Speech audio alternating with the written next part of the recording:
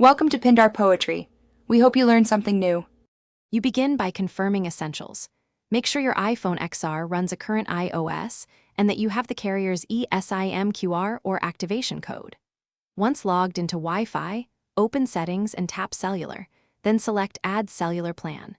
You do this because the phone needs a secure network to fetch carrier profile data. After you scan the QR or enter details, wait for the phone to validate the plan. This saves time versus juggling phone calls with support. Once done scanning or entering SMDP Plus and the activation code, your iPhone will download the Esim profile. Watch the progress bar and do not interrupt Wi-Fi.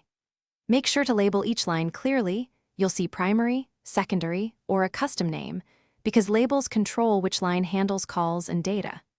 Next, choose which line is default for cellular data and which for voice or iMessage. These choices affect roaming charges and app behavior, so to finish, check the signal bars and try a quick call or data use. Then verify cellular data is assigned to the Esim line. If you see no service, restart the iPhone XR and toggle airplane mode. This often forces registration to the network. If activation still fails, remove the Esim profile and re-add it with the QR or codes. Key troubleshooting tip: have your carrier ready with your MA and EID. They can provision remotely if the phone won't register. Thanks for watching. Consider subscribing if we helped you.